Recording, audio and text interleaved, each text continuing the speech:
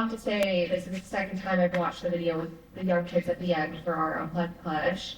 And my favorite one is the last young girl talks about taking pictures.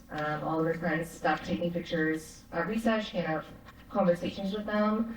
And I have a lot of experience with that, being on the other side of the camera.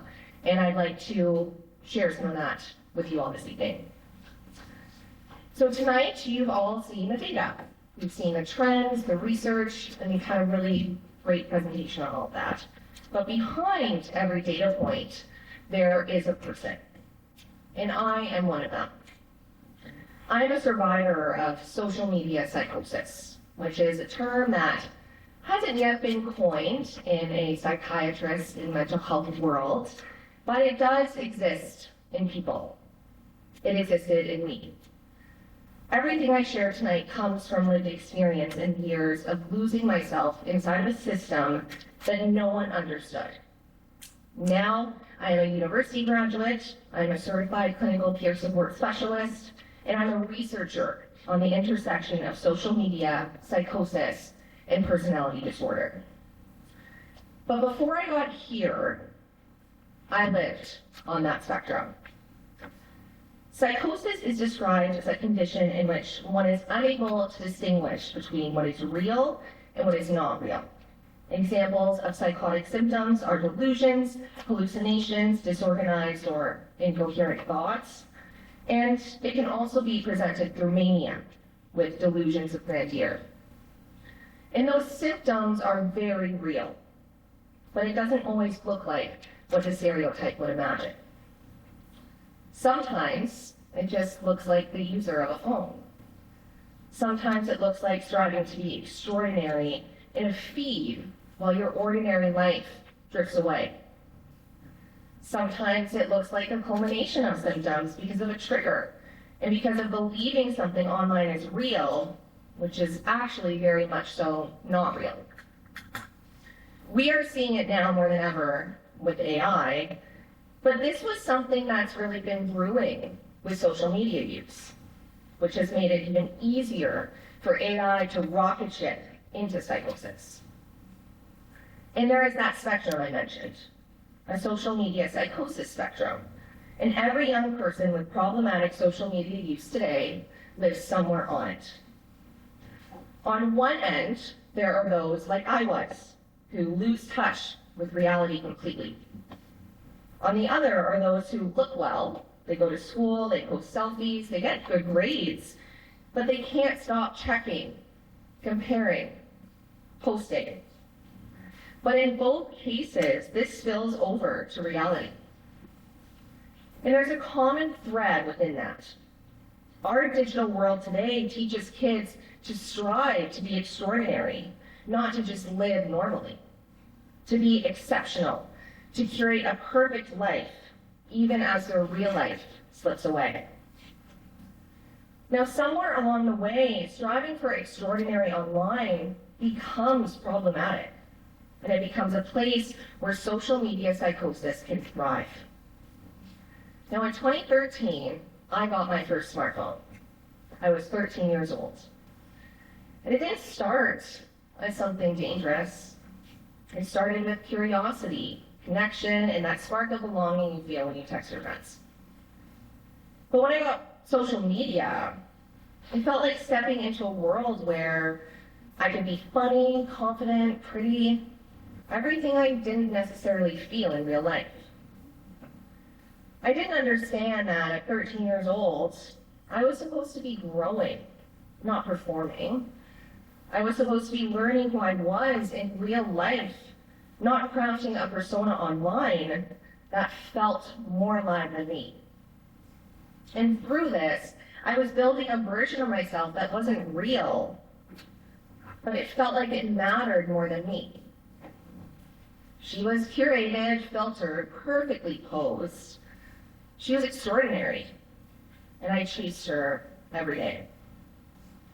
Now, slowly, those small moments of connection, the likes, the comments, the attention, it shaped how I saw myself and how the world began to see the better version of me.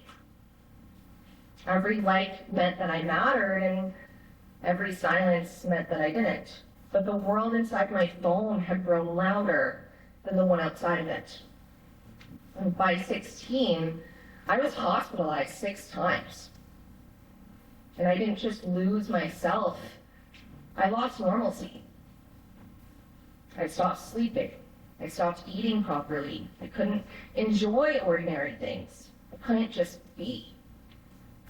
I was living online, performing, comparing, striving to exist in an extraordinary field instead of just living in a normal one.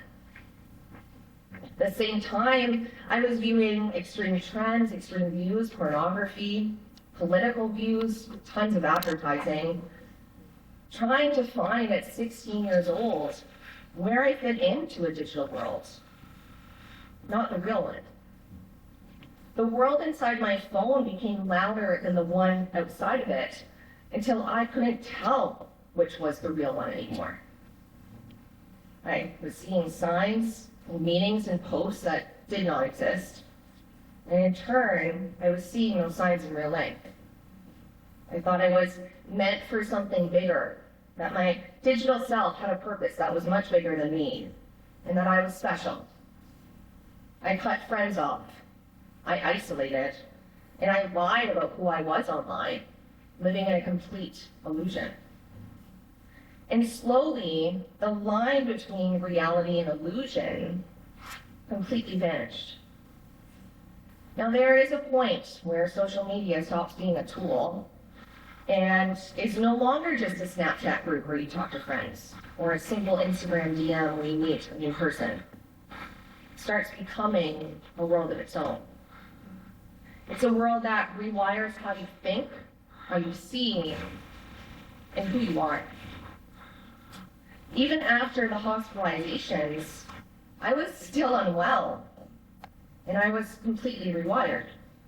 My brain had been trained to respond to dopamine hits, to live on performance, and to measure my worth in views and validation, and to not know who I was without the constant feedback of a screen telling me if I mattered.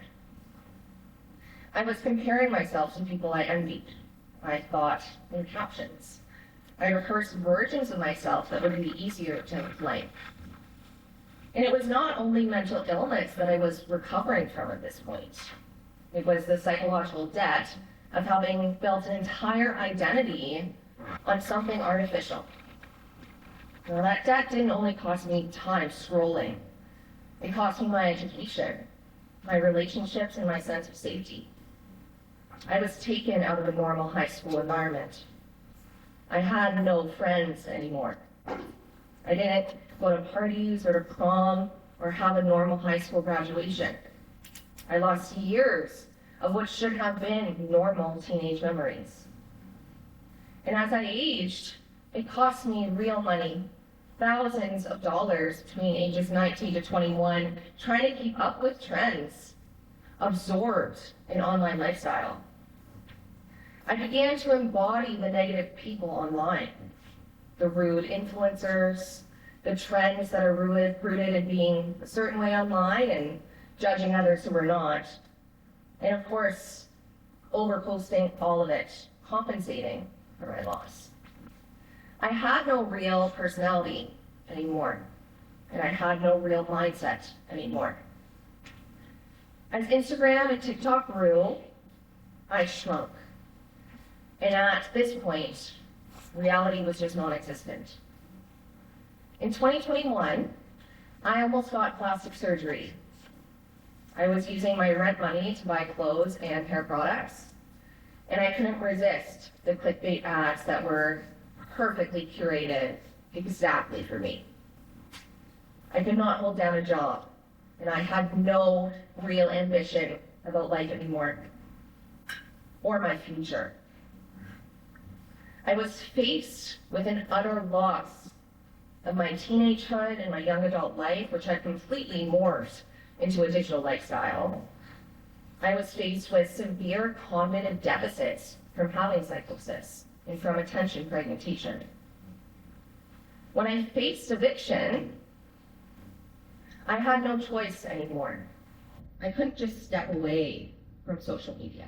This was not a digital balance or a daily detox conversation, and it was not refusal.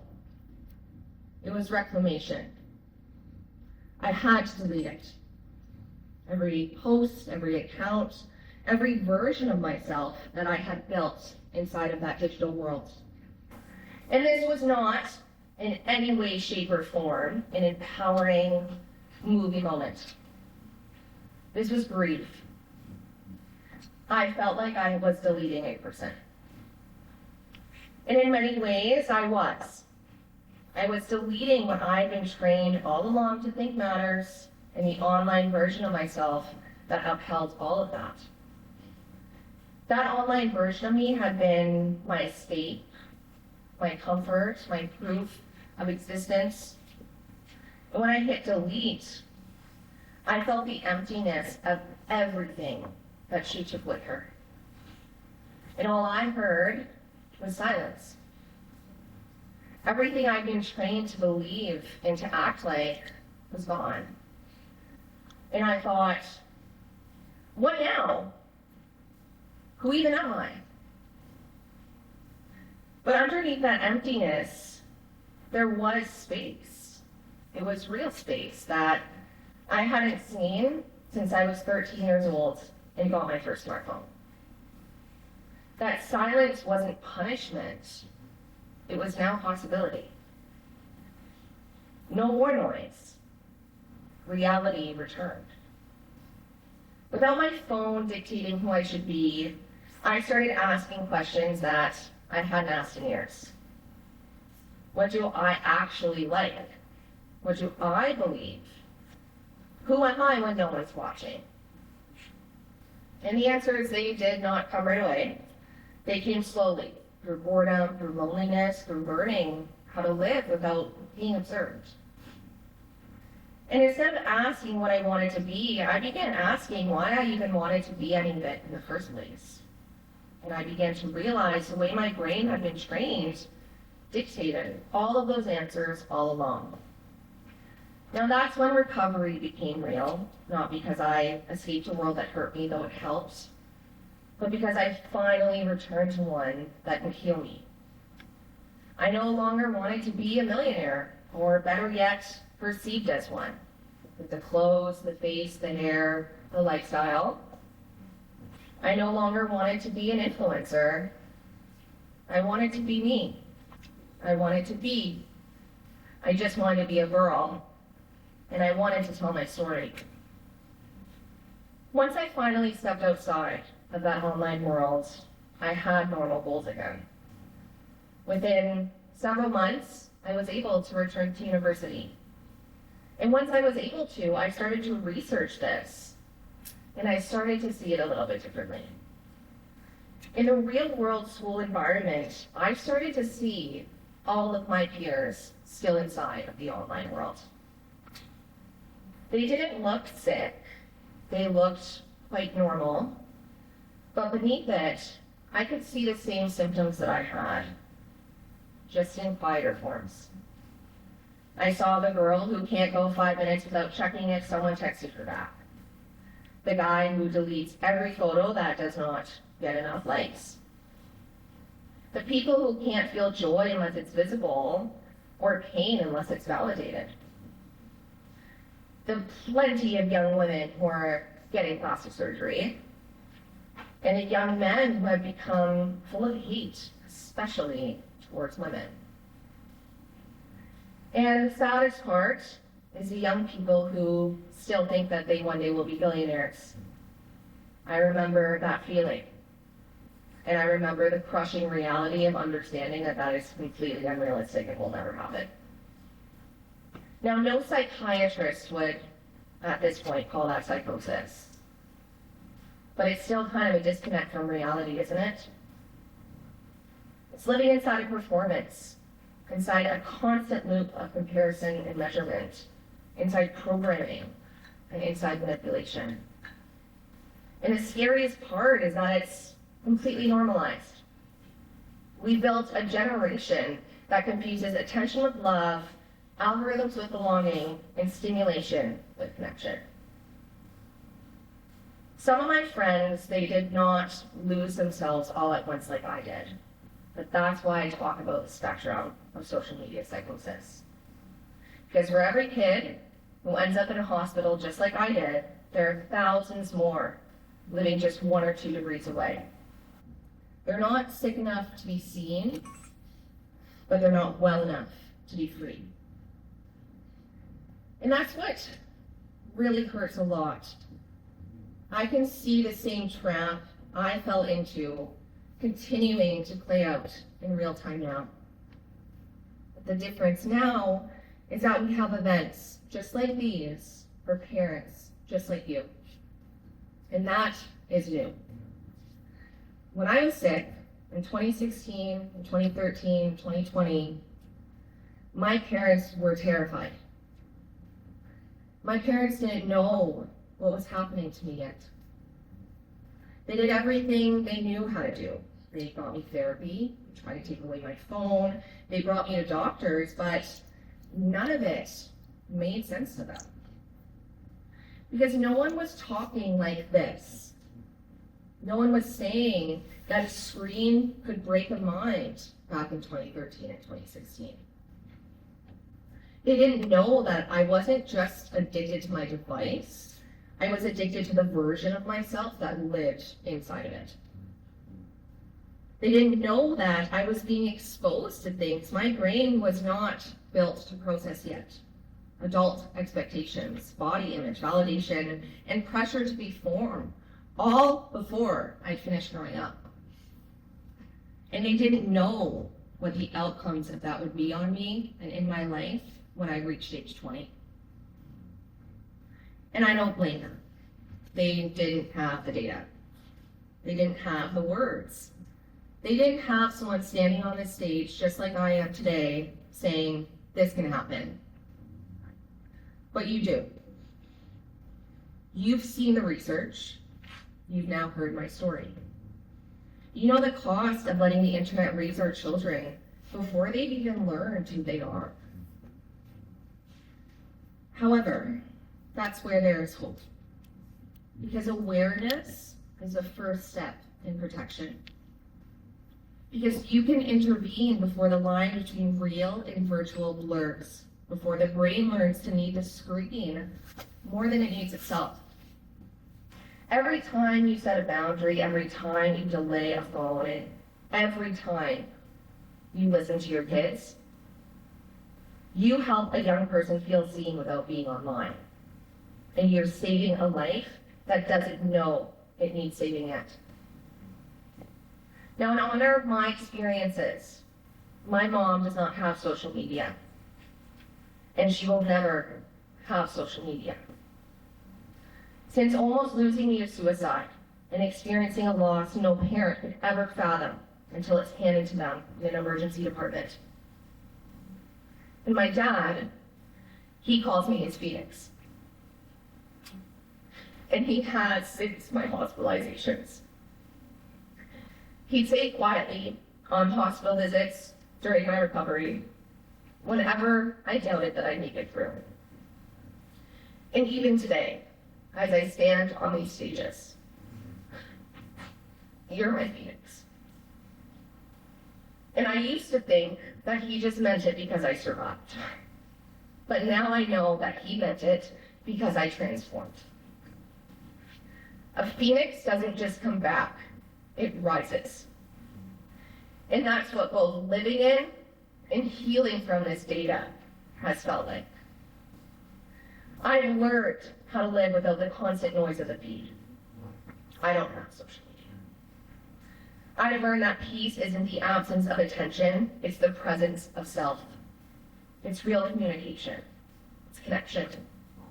And I've learned that our greatest connection comes not from the screen, but from the simple act of being seen in real life. Every time I share my story, I'm reminded that the data we talk about is not just numbers. It's people. It's me. It's all of your kids. And it's currently a generation trying to find its way back to reality. And we don't need perfect, special parents. We need parents who understand the power of a simple childhood, one without phones. And maybe that's what all of this comes down to, the power of being ordinary. For years, I strived to be extraordinary. Online, seen, envy-worthy. But all it gave me, quite honestly, was mental illness and debt. Ordinary. Being present, being human, being okay is what heals, protects, and sustains us. That's the message I wish someone would have given me. Being human and being ordinary is enough. Now, before we finish tonight, I have two final thoughts that I'd like to share with you. First and foremost, as you all know, I'm a mental health clinician and researcher on social media and a public speaker. But I also would be more than happy to chat with any parent or any child about what they're experiencing right now in a digital world. I've left my business cards on the table. Please feel free to reach out to me if you need support, whether it be something as hope and the power of Me Too, or real tools and tips in advocacy. And you can find me at my website, kayleigh.com, and learn more about my story, my research, and my writing. Now, the second thing I want to leave you with tonight is a poem. And this poem is what parents can think about in terms of one simple value. Now, this was a value that was instilled in me as a young person. It was unfortunately overridden by an algorithm. However, if it wasn't for this value, I never would have come back. So this is something you can think about as parents, to instill in your child as you delay, but also, if this doesn't go the way you want it to, you can know that the value of this is instilled in them and that they will come back. By William Martin. Do not teach your children to strive for extraordinary lives. Such striving may seem admirable, but it is the way of foolishness. Help them instead to find the wonder and the marvel of an ordinary life. Show them the joy of tasting tomatoes, apples, and pears.